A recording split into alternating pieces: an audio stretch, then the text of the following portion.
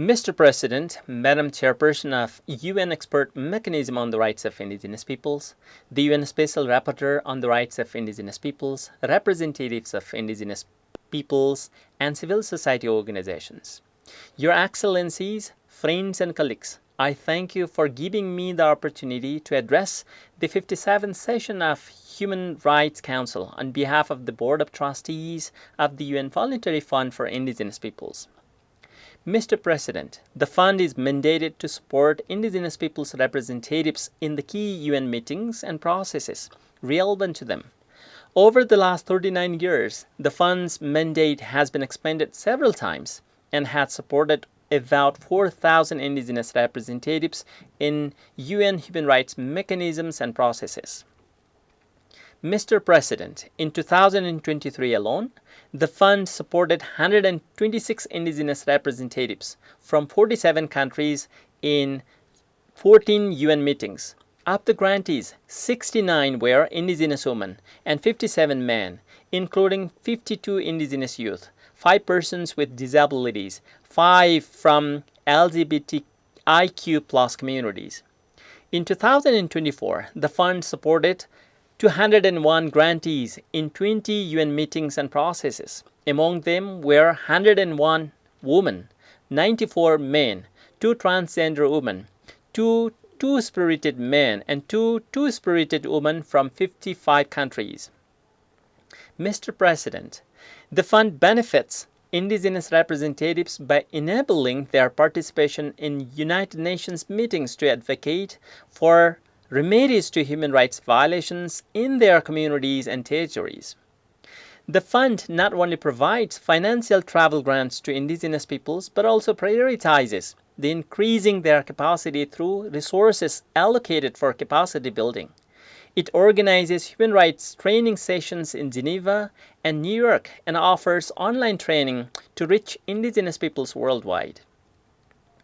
In 2023, the fund and its partners conducted 14 online training courses and 5 in-person training sessions to prepare grantees and individuals on Indigenous issues and the UN systems.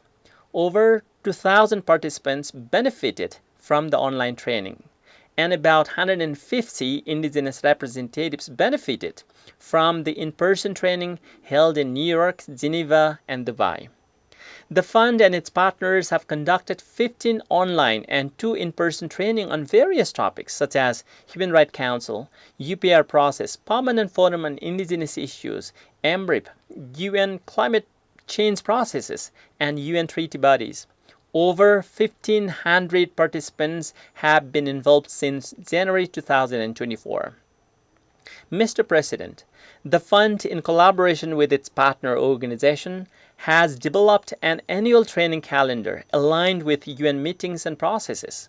The online training courses are available in 5 languages: English, French, Spanish, Russian, and Portuguese, making the fund the largest training provider to Indigenous peoples within the UN system.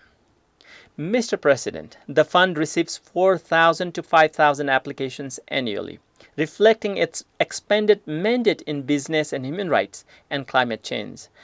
This has created new opportunities for Indigenous peoples to advance human rights protection. However, it also means increased demands on the fund's resources.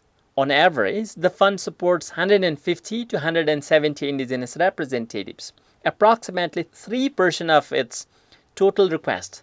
The fund has significantly contributed to increasing international awareness and action on the rights of Indigenous peoples worldwide.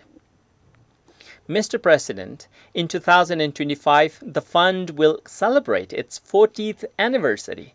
I would like to appeal to all governments to consider supporting the vital work of the UN Voluntary Fund for Indigenous Peoples. The fund would not be able to carry out its mandate without sustainable financial support.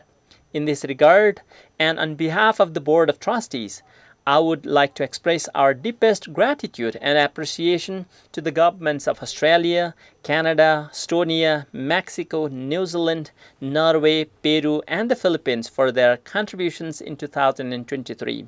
I thank you, Mr. President, and wish you a very successful session.